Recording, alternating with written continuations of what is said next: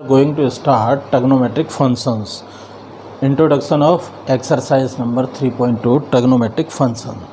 तो these are circular functions. trigonometric functions 6 होते हैं हमारे, यानी हम circular functions भी कहते हैं.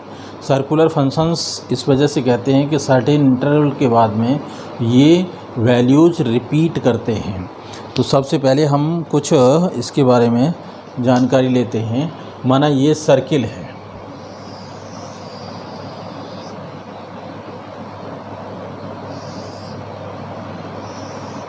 ये x axis origin x dash y O y dash. तो यहाँ पर ये 4 क्वाड्रेंट में बटा हुआ पोर्शन है. ये फर्स्ट, ये सेकंड, ये थर्ड एंड ये फोर्थ. तो यहाँ first quadrant, this is second, this is third and this is fourth quadrant. अब यहाँ थोड़ा सा माना कोई पॉइंट पी लिया हमने, यहाँ पर कोई पॉइंट पी है, इसके कोऑर्डिनेट माना ए और बी है. तो ये जो पी पॉइंट है यहाँ पर एम पॉइंट लिया, तो यहाँ ओरिजिन से distance that is a and this distance is b. माना ये डिस्टेंस क्या है, ए है. और ये जो है हमने मान लिया यूनिट सर्किल, और यहाँ पर एक्स रेडियन का एंगल है और ये 1 है. तो यहाँ पर इस तरह से हमने सर्किल लिया. सर्किल लेने के बाद में क्या हुआ, ये यूनिट सर्किल है. ऐसा सर्किल जिसकी रेडियस 1 यूनिट हो. ये कितनी रेडियस है इसकी, 1 यूनिट. तो ये यूनिट सर्किल है. जब हम इसे यहाँ एक्स रेडियन में हमने एंगल लिया, तो इस ट्रायंगल में ट्रायंगल ओ पी एम का यूज़ करें तो हम कॉस एक्स की वैल्यू निकालें. कॉस एक्स क्या होगा, बेस अपॉन 1. तो a upon 1 cos x is equal to a. और इसी तरह इसी ट्रायंगल में यदि हम साइन एक्स निकालें तो साइन एक्स बी अपॉन 1. तो sine x is equal to B, sine x is equal to B and cos x is equal to A. अब इसी ट्रायंगल में बाय यूजिंग पाइथागोरस ट्रायंगल, टी इसमें किसे पाइथागोरस थ्योरम थे, पाइथागोरस थ्योरम का प्रयोग करें तो O P square is equal to O M square plus M P square, that is 1 square. O M, what is O M, O M is a और that is b. A square plus B square is equal to 1 square. अब a और B की हम value रखते हैं, तो A is cos square x, A square means cos square x, B square means sine square x, और is equal to 1 square is 1. तो ये प्रूफ हो जाता है cos square x plus sine square x is equal to 1. यहाँ पर जो A है this is the cos, cos को डिनोट कर रहा है ये. तो ये जो ए है ये क्या है, cos x. Cos x means x coordinate बता रहा है. ये कौन सा कोऑर्डिनेट है, एक्स कोऑर्डिनेट, और ये वाई कोऑर्डिनेट बता रहा है.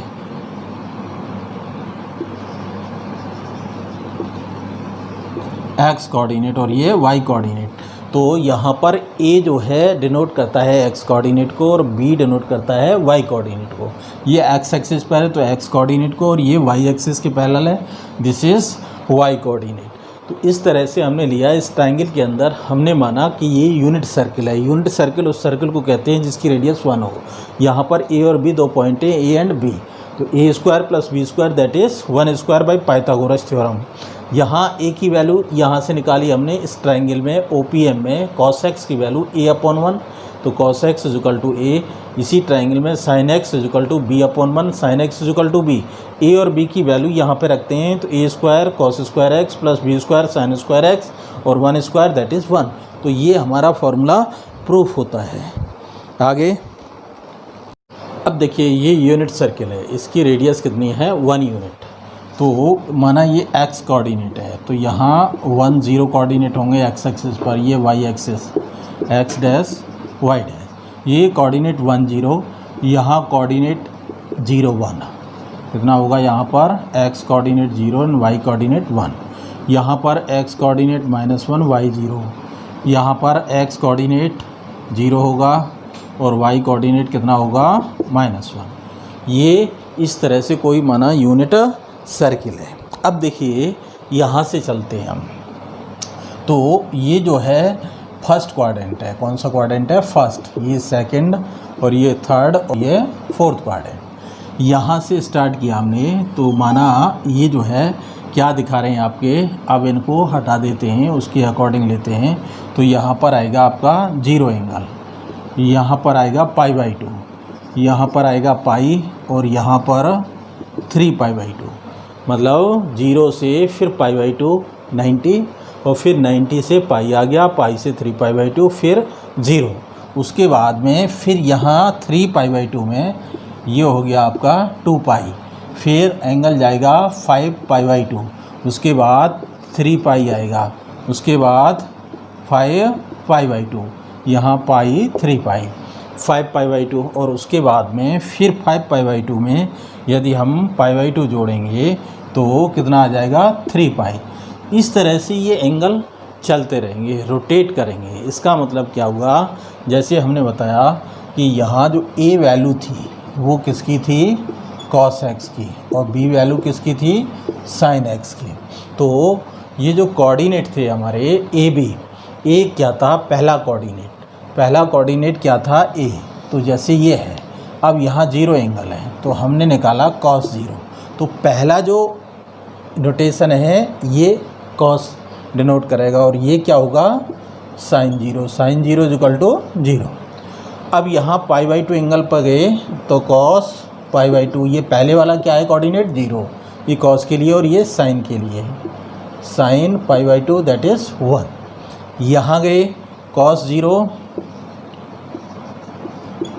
यहाँ cos π that is equal to -1 and sin π that is 0। यहाँ आए cos 3π/2 इज इक्वल टू 0 और sin 3π/2 -1। फिर यहाँ आ गए, क्या आ गया, cos 2π पहला कोऑर्डिनेट 1 और sin 2π दैट इज़ 0। इस तरह से हम एंगल्स फाइंड कर लेते हैं।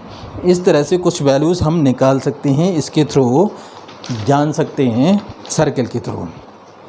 और अब एक चीज़ आती है हमारे कि जब हम पूरा एक सर्कल घूम जाते हैं, पूरा एक कंप्लीट चक्कर लगा लेते हैं, तो इसके बाद में हम उसी पोजीशन पर आ जाते हैं।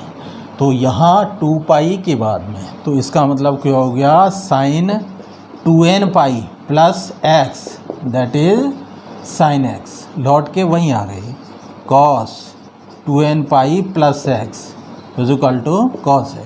तो ये जो है n की वैल्यू 1 हो सकती है, 2 हो सकती है। तो एक राउंड कंप्लीट करने के बाद में हम उसी पोजीशन पर आ जाते हैं, इसीलिए इन्हें इस तरह से हम लिखते हैं। यहाँ पर n क्या हो सकता है, n कोई भी इंटीजर हो सकता है। अब बताती है कि sin x is equal to 0, तो sin x is equal to 0 किन किन पोजीशंस में निकला है। अब देखो sin x कहाँ 0 था हमारे में, sin x 0 पर था, sin x की वैल्यू सेकंड वाली ये 0, इसके बाद में फिर ये 0, उसके बाद पाई पर था, उसके बाद फिर घूमने के बाद में कहाँ पर था, 2π पर, फिर 3π पर। तो sin x कहाँ 0 था, ... तो sin x 0 था x is equal to nπ पर। तो ये क्या निकला, n यहाँ पर कोई इंटीजर हो सकता है, तो ये वैल्यू निकली। अब ये प्लस माइनस भी हो सकती है, दोनों साइड लें, तो x is equal to nπ, n क्या होगा आपका, इंटीजर होगा, तो x is equal to nπ जब होगा वहाँ sin x 0 होगा। इसी तरह से cos x बराबर 0 कब होगा, x इज इक्वल टू कहाँ 0 होगा, सेकंड कोऑर्डिनेट, यहाँ हुआ π/2 पर। उसके बाद यहाँ 0 नहीं है, यहाँ 0 है, 3π/2 5π/2। तो ऐसे ही प्लस माइनस ये भी होगा, तो ये क्या आ जाएगा, ओड मल्टीपल ऑफ π/2। अब ये π/2 में 1 का मल्टीपल है, π/2 में 3 का मल्टीपल है, π/2 में 5 का मल्टीपल, तो ये ओड नंबर है, तो इसे बोलेंगे हम odd multiple of pi by 2। तो cos x 0 कहाँ होगा, जहाँ पर ओड मल्टीपल होंगे पाई बाई 2। तो ओड मल्टीपल को हम कैसे लिख सकते हैं, 2n+1 इंटू पाई बाई 2। तो ये क्या कहलाएंगे, हमारे odd multiple of pi by 2। Next topic आता है क्वाड्रेंट डिस्ट्रीब्यूशन। क्वाड्रेंट डिस्ट्रीब्यूशन से पहले थोड़ा ये समझें, ये जो है एंगल होता है 0 से 90 और यहाँ 90 से 180, ये 180 से 270 और 270 से 360।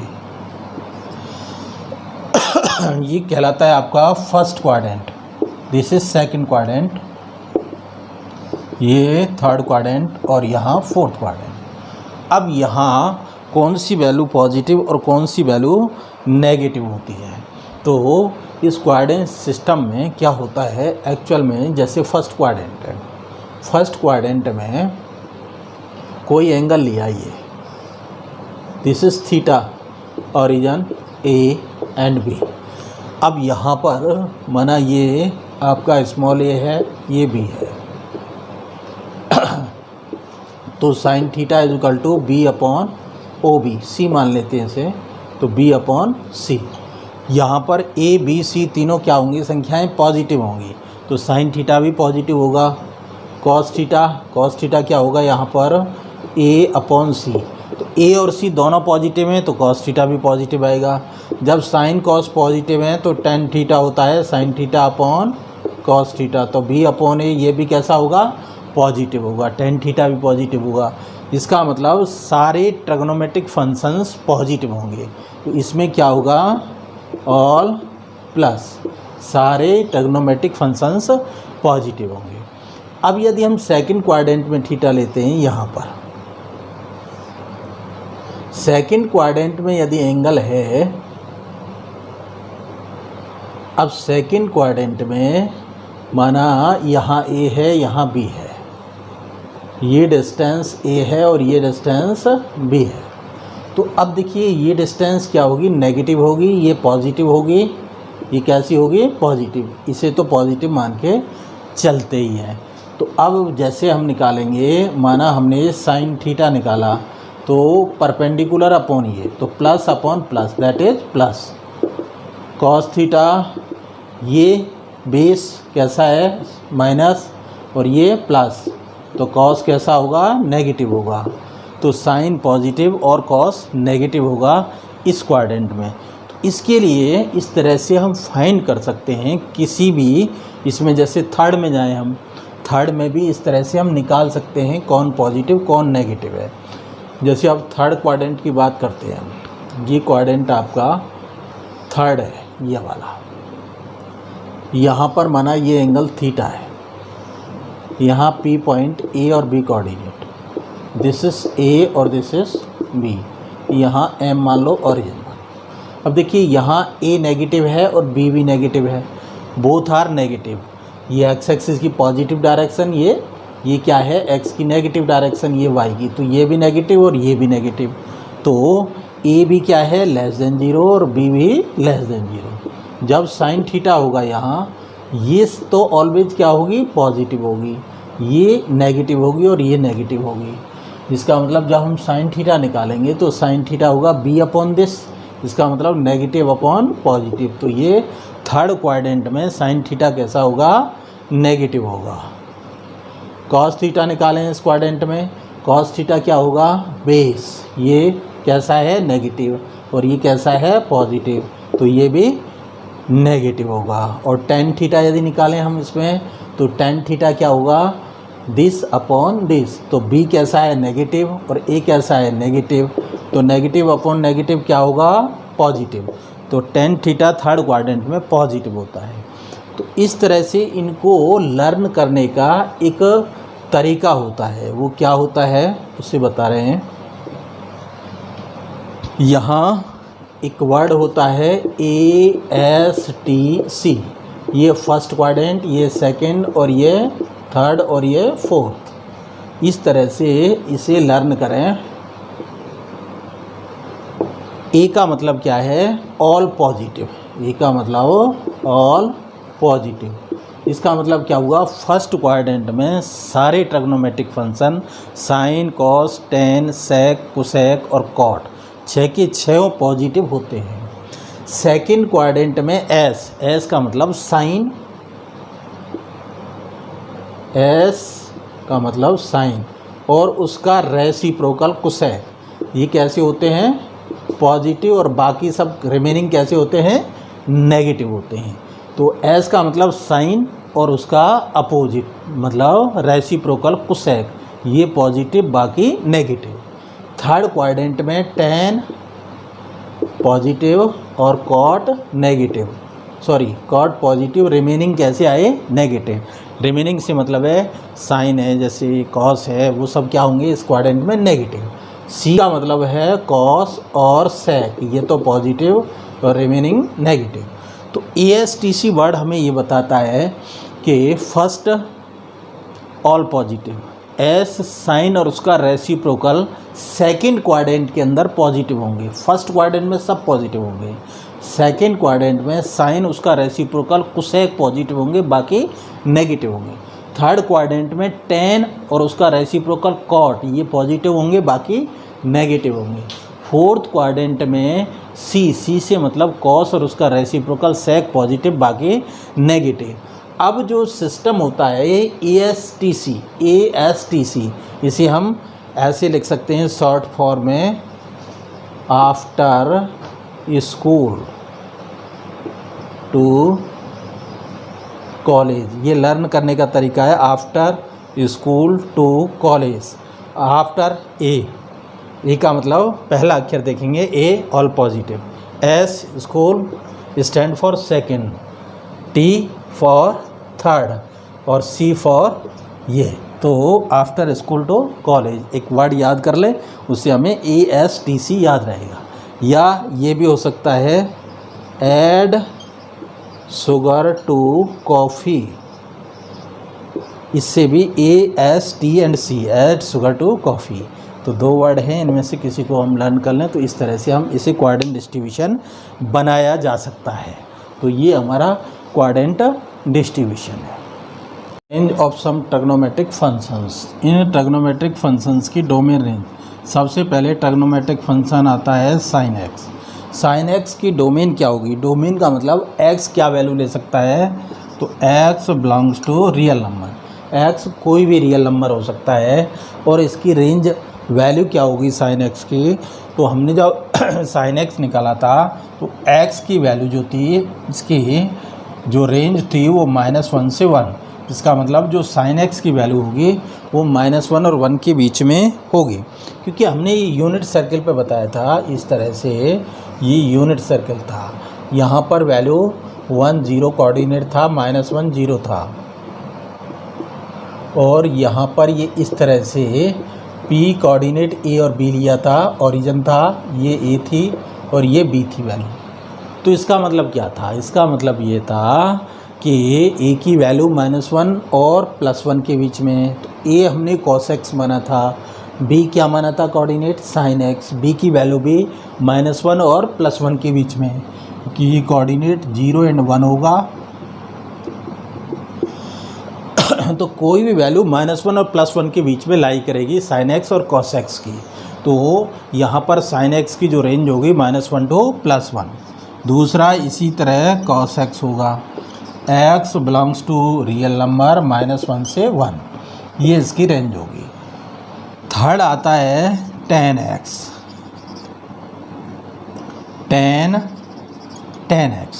tan x में क्या होगा, x जो होगा वो क्या होगा, कोई भी रियल नंबर होगा, लेकिन x किसके बराबर नहीं होगा, 2n + 1 × π/2।